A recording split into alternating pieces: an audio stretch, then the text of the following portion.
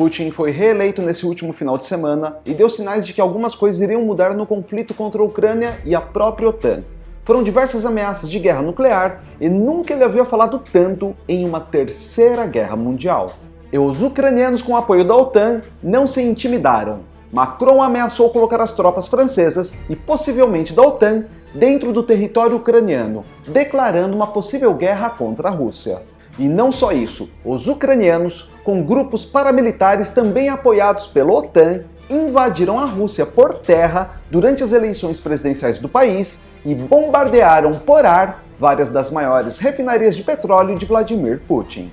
O presidente russo foi eleito vendo seu país em chamas, e seria muito inocente achar que nada iria acontecer nesse contexto. E foi então que veio a notícia que eu peguei de ontem para hoje. Putin se pronunciou e declarou guerra pela primeira vez. Oficialmente agora, a Rússia está em guerra direta contra os aliados da OTAN e o anúncio do bombardeio violento começou, iniciando um novo capítulo na guerra contra a Rússia. E no vídeo de hoje, vamos falar desse novo capítulo e o que vai acontecer daqui para frente. Enquanto eu prossigo com a matéria, me fala o que você acha que pode acontecer agora que uma guerra foi oficialmente declarada por Vladimir Putin. E a outra pergunta é, você já preparou o seu bunker?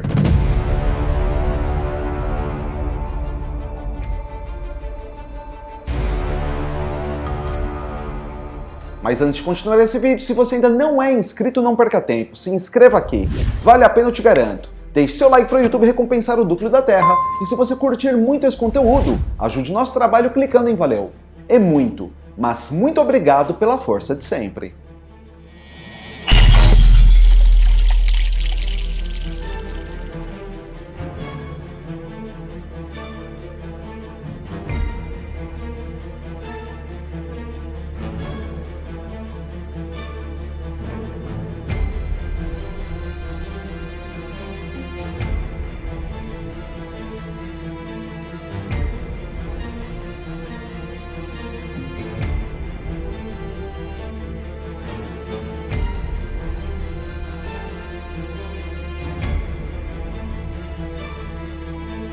A OTAN armou e municiou todos seus aliados, que são o exército oficial da Ucrânia e diversas outras tropas que entraram no conflito para defender a causa ucraniana.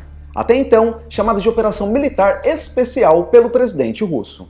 Com o apoio logístico dos Estados Unidos e das potências europeias, o conflito virou e chegou ao território russo, que ficou em chamas durante as eleições presidenciais, como eu falei agora no começo do vídeo.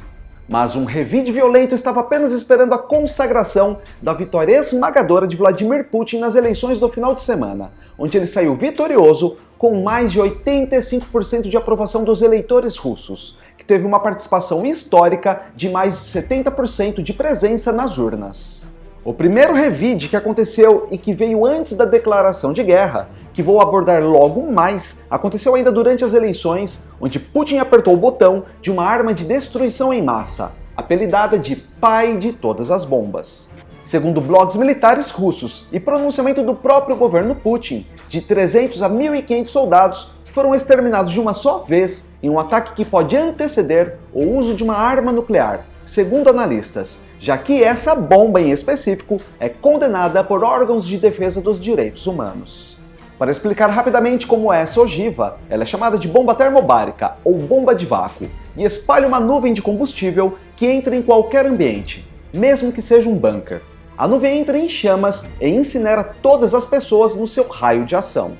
As pessoas fora do raio de ação dessa explosão também são exterminadas, pois ela suga oxigênio ao redor da explosão, sufocando as pessoas e rompendo seus órgãos internos, através de uma forte onda de choque.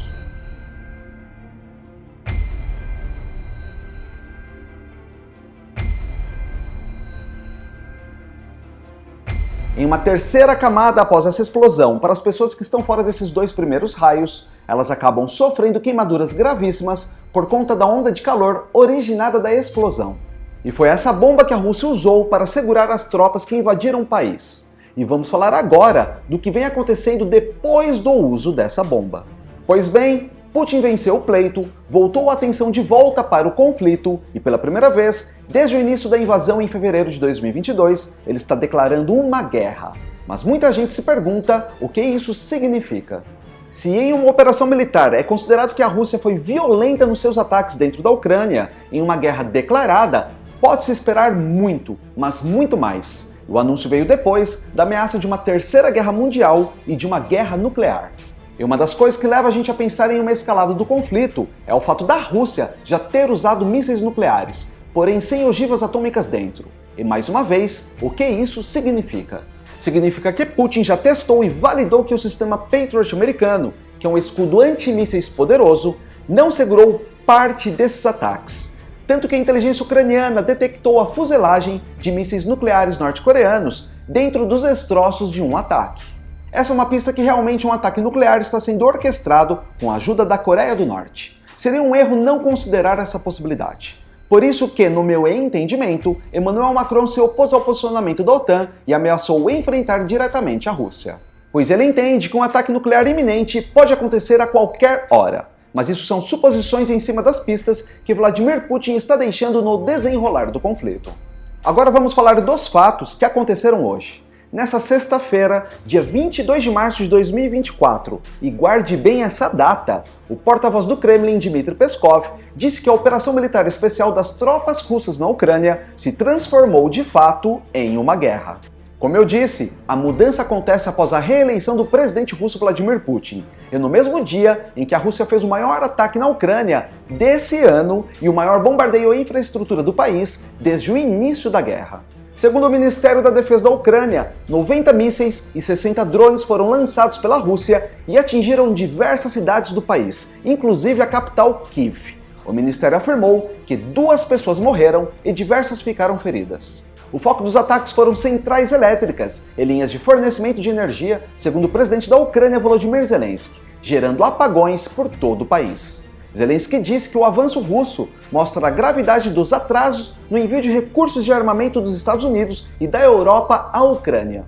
Dessa forma, a Rússia atingiu a maior barragem do país e causou apagões em várias regiões. E de todos os mísseis e drones lançados, a Ucrânia conseguiu abater apenas 37 mísseis e 55 drones. Essa foi uma proporção pior de abatimento de um ataque do que o habitual, mostrando que o uso generalizado de mísseis hipersônicos e balísticos estão sendo bem sucedido pelos russos. E são mísseis como esses que podem, em um futuro próximo, conter ogivas atômicas. O objetivo não é danificar, mas tentar novamente, como no ano passado, causar uma falha em grande escala no sistema de energia do país. E como eu disse, o presidente Volodymyr Zelensky vem pedindo aos aliados ocidentais que forneçam mais defesas aéreas nos últimos dias, pois a situação está caótica. Zelensky ainda afirmou que o mundo vê os alvos do que ele chama de terroristas russos da forma mais clara possível, onde usinas e linhas de fornecimento de energia, uma barragem hidrelétrica, edifícios residenciais comuns e até mesmo um trólebus foram destruídos no ataque. Moscou disse que os ataques à infraestrutura de energia da Ucrânia são ataques legítimos, com o objetivo de enfraquecer as forças armadas do inimigo, assim como eles fizeram ao atacar as refinarias russas, o que também gerou apagões no país.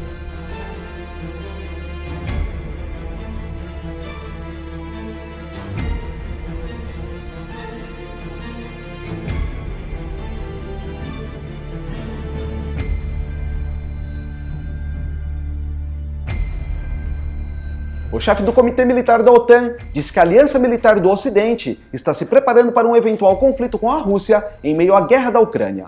Rob Bauer disse a jornalistas que nem tudo é planejável e que nem tudo será fácil nos próximos dias. Ele continuou dizendo que ele não está afirmando que dará errado amanhã, mas que deve-se perceber que não é certo que estaremos em paz. É por isso que a OTAN tem planos e está se preparando para um conflito com a Rússia e grupos terroristas. Em Bruxelas, sede da aliança, o almirante ainda disse que a OTAN precisa de uma transformação bélica para o momento. Segundo ele, no passado, os governantes viviam em tudo que era abundante, previsível, controlável e focado na eficiência. Mas hoje em dia não é assim. A declaração de Bauer ocorre na mesma semana em que a OTAN fez um cerco nos países do grupo que fazem fronteira com a Rússia e anunciou que vai realizar os maiores exercícios militares da aliança desde a Guerra Fria. Mais de 50 navios de porta-aviões a destroyers participam desse cerco, assim como cerca de 80 caças, helicópteros e drones e ao menos 1.100 veículos de combate, incluindo 133 tanques e 533 veículos de combate e infantaria, segundo a Aliança Militar.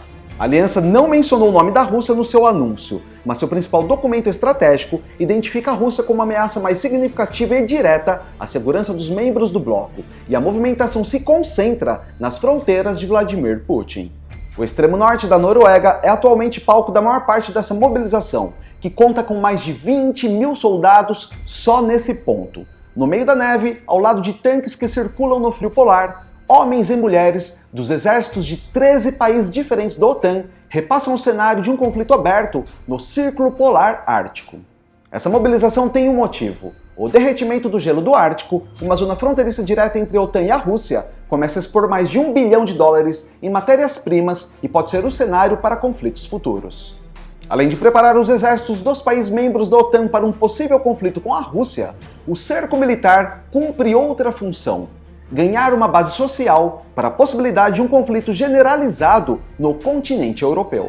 Portanto, a operação é inserida num contexto mais amplo de militarização, em que a hipótese de uma guerra em grande escala deve ser aceitável para as populações afetadas. Prova disso é o exagero militarista demonstrado pelos líderes dos países membros da aliança, incluindo a Alemanha, que depois de aumentar o seu orçamento militar após o início do conflito ucraniano, está considerando a possibilidade de restabelecer o serviço militar obrigatório.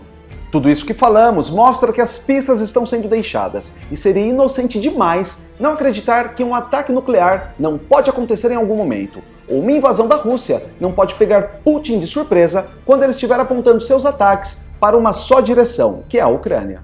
E existe também a possibilidade de nem ser a Rússia que faça o primeiro ataque nuclear. Se a OTAN entender que a Rússia está prestes a colocar uma ogiva dentro desses mísseis originalmente nucleares que já foram usados sem o seu potencial, pode ser que a Rússia seja atingida antes por um ataque atômico. Vai saber.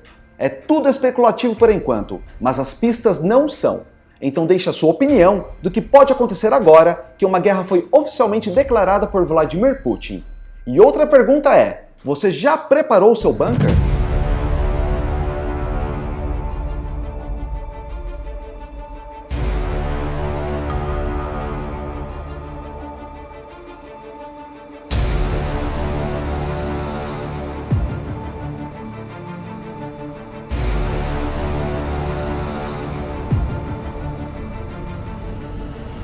Muito obrigado por chegar ao final de mais um vídeo. Você é demais e eu te agradeço muito por isso. Se você ainda não é inscrito, não perca tempo, se inscreva aqui. Vale a pena, eu te garanto. Deixe seu like para o YouTube recompensar o núcleo da Terra. E se você curtir muito esse conteúdo, ajude o nosso trabalho clicando em valeu. É muito, mas muito obrigado pela força de sempre. E a gente se vê na próxima matéria. Valeu!